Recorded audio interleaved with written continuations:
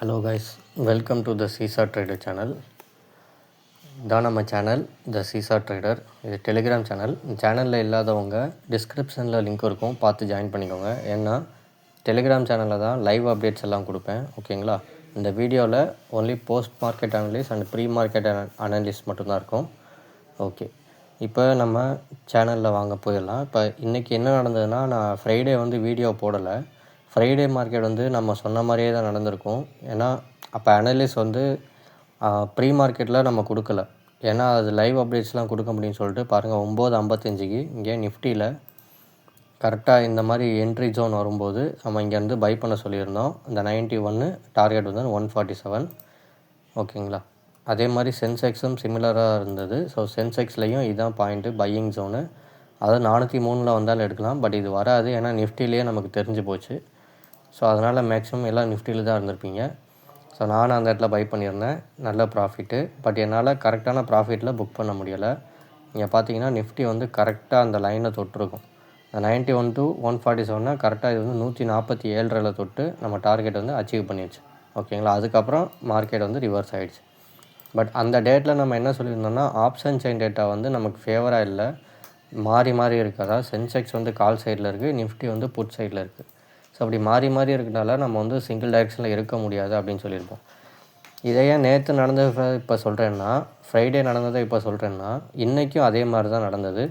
நான் ட்ராவலில் இருந்ததால் உடம்பு சரியில்லாதனால என்னால் வீடியோ போட முடியல ஃப்ரைடே நைட்டு. ஸோ மண்டேக்கான சார்ட் டைரெக்டாக 8:38 தான் நான் கொடுத்தேன். ஸோ சார்ட்டு போட்டுட்டு வெயிட் பண்ணிகிட்டு இருந்தேன். மார்க்கெட் கேப் டவுனில் இருந்தது. ஸோ ப்ரைஸ் சேஞ்ச் ஆகும்னு நினச்சி நான் ப்ரைஸ் சேஞ்ச் பண்ணி போட்டேன். ஆனால் பழைய சார்ட், இந்த ஒரிஜினல் சார்ட்டில் ஓப்பன் பண்ணும்போது நான் வாய்ஸ் மெசேஜில் சொல்லியிருந்தேன், இந்த சார்ட், அதாவது ஆல்ரெடி நான் கொடுத்த எக்ஸிஸ்டிங் சார்ட் இந்த சார்ட்டுக்குள்ளே, அதாவது இந்த ஜோனுக்குள்ளே first point to third point second point இதுக்குள்ளே மார்க்கெட் இருந்தாலே, இந்த ஆப்ஷன் ப்ரீமியம் ப்ரைஸ் இருந்தாலே இதே யூஸ் பண்ணிக்கலாம். இந்த ஜோனை விட்டு வெளியே போகும்போது மட்டும்தான் இங்கே அப்டேட் பண்ண ஸ்ட்ரைக் ப்ரைஸை யூஸ் பண்ணிக்கணும் அப்படின்னு சொல்லியிருந்தேன். இந்த சார்ட்டில் எப்படி லெவல்ஸ் மார்க் பண்ணுறது, எப்படி ட்ரேட் எடுக்கிறதுன்னு தெரியாதவங்க டிஸ்கிரிப்ஷனில் ஒரு வீடியோவோட லிங்க் இருக்கும், how to take entry with our proper entry செட்டப்னு. அந்த வீடியோவை பார்த்து இதில் எப்படி என்ட்ரி எடுக்கிறது, எங்கே எஸ்எல் வைக்கிறது, எங்கே டார்கெட் வைக்கிறதுன்றது தெரிஞ்சுக்கோங்க. ஓகே இப்போ வாங்க வீடியோவில் போவோம். ஸோ ஆல்ரெடி இப்போ நிஃப்டியில் 25,950 கால் ஆப்ஷன், 26,150 புட் ஆப்ஷன், அதில் உள்ள பாயிண்ட்ஸ் இது கொடுத்துருந்தேன் லெவல்ஸு. ஸோ அதே தான் இருந்தது, அதுக்குள்ளே தான் இருந்தது. இந்த ஆடியோவில் என்ன போட்டிருப்பேன்னா, இந்த சார்ட்டுக்குள்ளே ப்ரீமியம் ப்ரைஸ் இருக்கிற வரைக்கும் இந்த சார்ட்டை யூஸ் பண்ணுங்கள். சார்ட்டை விட்டு அவுட் ஆஃப் த ஜோன் போகும்போது, அதாவது ஒன்று தேர்ட் பாயிண்ட்டுக்கு மேலே போகும், இல்லை ஃபஸ்ட் பாயிண்ட்டுக்கு கீழே போகும். அதே மாதிரி இந்த பக்கமும் தேர்ட் பாயிண்ட்டுக்கு மேலேயோ இல்லை ஃபஸ்ட் பாயிண்ட்டுக்கு கீழே போகும்போது இங்கே அப்டேட் பண்ண ஸ்ட்ரைக் ப்ரைஸில் சேஞ்ச் பண்ணுங்கள் அப்படின்னு சொல்லியிருந்தேன். ஓகேங்களா? மார்க்கெட் ஆப்ஷன் செயின் டேட்டா தான் நம்ம மேஜராக பார்ப்போம். சார்ட் ஒரு டிசிப்ளின்காக தான். ஸோ ஆப்ஷன் செயின் டேட்டாவில் ஃப்ரைடே நடந்த மாதிரி நிஃப்டியும் சென்செக்ஸும் வெவ்வேறு திசையில் இருந்தது.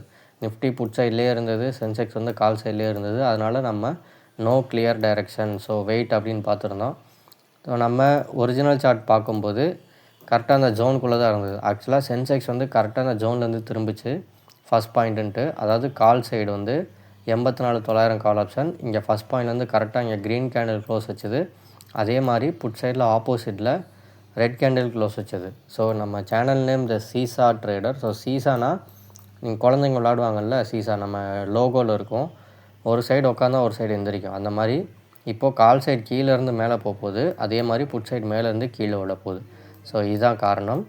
இதை காரணமாக வச்சு ஆப்ஷன் செயின் டேட்டாவை நம்ம இன்றைக்கி ஃபேவராக இல்லைன்றனால ஆப்ஷன் செயின் டேட்டா விட்டுட்டோம். ஸோ அதனால் ஃபஸ்ட் பாயிண்ட்லேருந்து இங்கே கால் ஆப்ஷன் என்ட்ரி எடுத்தோம். சேம் டைம் புட் ஆப்ஷன் கீழே விழணும். இதுதான் கன்ஃபர்மேஷன். ஓகே, ஸோ அது மாதிரி கீப் எஸ்எல் ஸ்ட்ரிக்ட்லின்னு போட்டிருந்தேன். ஸோ ஃபஸ்ட் என்ட்ரியில் நமக்கு எஸ்எல் அடிச்சிருக்கும். அது என்ன எஸ்எல்னால், இந்த 9381 என்ட்ரி, இதுக்கு கீழே ரெட் கேண்டில் க்ளோஸ் வச்சுருந்தா அதான் எஸ்எல். அதே மாதிரி சின்னதாக வச்சிருச்சு, அகைன் என்ட்ரி கொடுத்தது. ஸோ எஸ்எல் ஹிட் ஆகிடுச்சு. But option chain data is updating now, slightly it is going to call side அப்படின்னு போட்டிருந்தேன். ஏன்னா மார்க்கெட் ஆப்ஷன் செயின் டேட்டா இந்த டயத்தில் அப்டேட் ஆச்சு. So again it is giving entry, take this அப்படின்னு போட்டிருக்கேன். ஸோ அகைன் என்ட்ரி கொடுத்து அகைன் எடுங்கன்னு சொல்லியிருந்தேன். ஸோ அதுக்கப்புறம் கொஞ்சம் கொஞ்சமாக மேலே போச்சு, ஒரு நல்ல டார்கெட் தந்தது. பட் ஃபுல் டார்கெட் தரல. காரணம் என்னென்னா, முன்னாடியே சொன்ன மாதிரி ஆப்ஷன் செயின் டேட்டா எதுக்குமே ஃபேவராக இல்லை, புட் சைட்லேயும் இல்லை, கால் சைட்லேயும் இல்லை. இடையில கொஞ்சம் நேரம் கால் சைட் மாறிச்சு, அகைன் வந்து திரும்ப வந்து குளறுபடி ஆகிடுச்சு, அகைன் வந்து ரிவர்ஸ் ஆகிடுச்சு. இங்கே பார்த்தீங்கன்னா தெரிஞ்சிருக்கும். இப்போது இது வந்து நிஃப்டி வந்து ஜோனுக்கு அவுட் ஆகி போய் திரும்ப ஜோனுக்குள்ளே வருது. இதையும் பாருங்கள், இது ஃபஸ்ட் பாயிண்ட்டு கீழே போகும்போது புட் சைடில் வந்து தேர்ட் பாயிண்ட்டுக்கு மேலே போகுது. ஸோ அகைன் இந்த பெரிய ரெட் கேண்டில் பாருங்கள், தேர்ட் பாயிண்ட்லேருந்து அப்படியே கீழே இறங்குதா. இந்த பெரிய ரெட் கேண்டில் வந்து இந்த க்ரீன் கேண்டில் தான் பெரிய க்ரீன் கேண்டில். ஓகேங்களா. ஸோ இது வந்து அப்படியே கொஞ்சமாக மேலே வந்துட்டுருக்கு. ஸோ மேலே வந்து இந்த 73லேருந்து இங்கே 124 வரைக்கும் அதிகபட்ச ஹை போச்சு. ஓகேங்களா. நான் வந்து இங்கே 69 எடுத்திருந்தேன் இந்த சைடில். ஏன்னா நான் சென்செக்ஸை பார்த்து நிஃப்டியில் எடுத்தேன். சென்செக்ஸ் வந்து இங்கே இருக்கும் பாருங்கள்.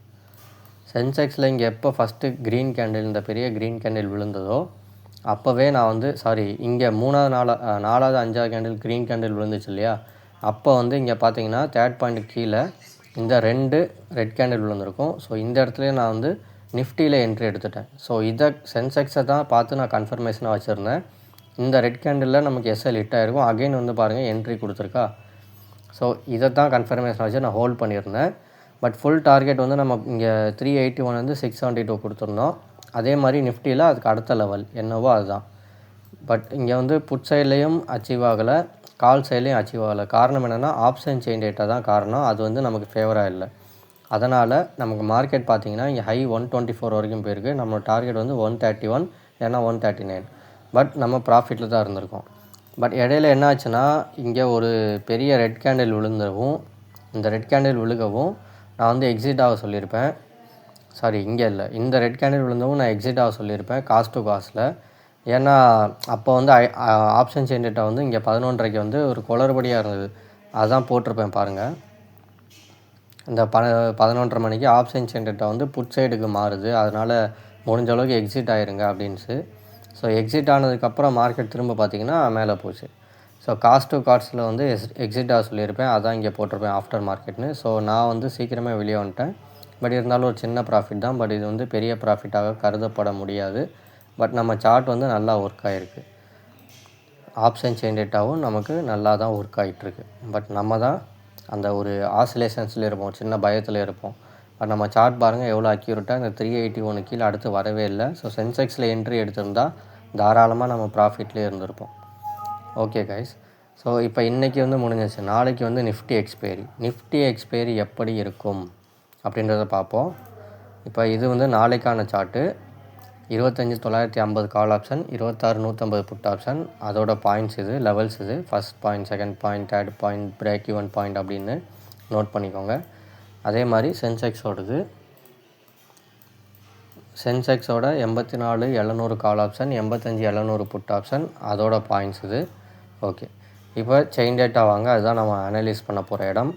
செயின் டேட்டாவில் ஆப்ஷன் செயின் டேட்டா மார்க்கெட் வந்து முடிஞ்ச இடம் வந்து 26,000க்கும் 26,050க்கும் இடையில் முடிஞ்சிருக்கு.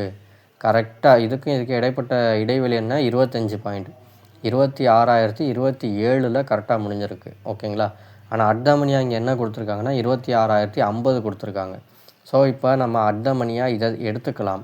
ஆனால் பிரச்சனை என்னென்னா, இது அப்படியே ஜிக்ஸாக்காக சீசா மாதிரி அதாவது இதுக்கு ரெண்டுக்கும் இடையில மார்க்கெட் முடிஞ்சனால இங்கே பாருங்கள், இந்த ரெண்டுமே அட்டமணியாக தான் செயல்படும். காரணம் என்னென்னா 26,000 கால் ஆப்ஷன் பாருங்கள் 71, அப்படியே 26,050 புட் ஆப்ஷன் பாருங்கள் சேம் 71. இதுக்கு இது மேட்ச் ஆகுதா.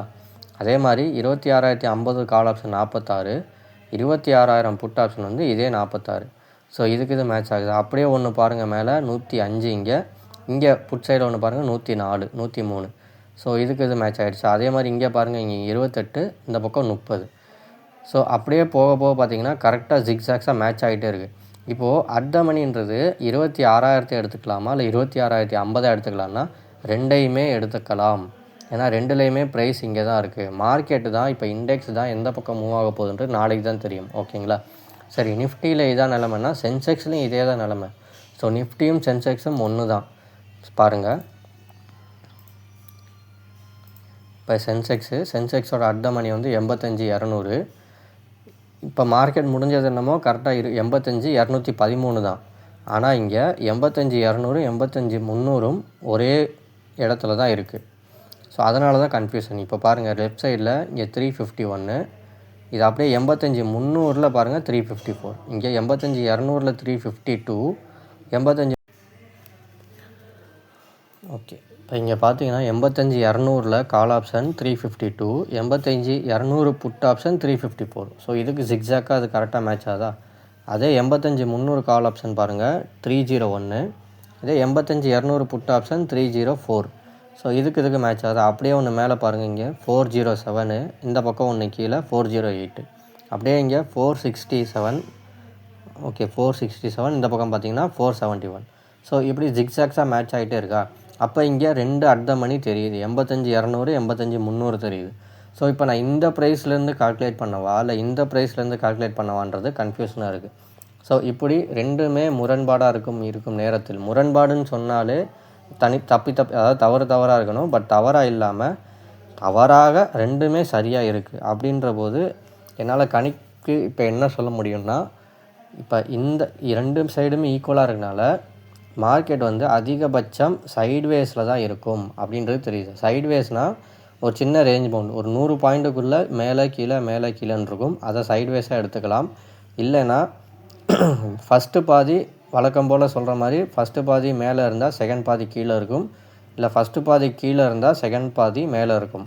ஸோ அந்த மாதிரி இருந்து தான் ஜீரோ பண்ணுவாங்க. ஸோ அதுதான் இப்போ இதில் தென்படுது. ஓகேங்களா?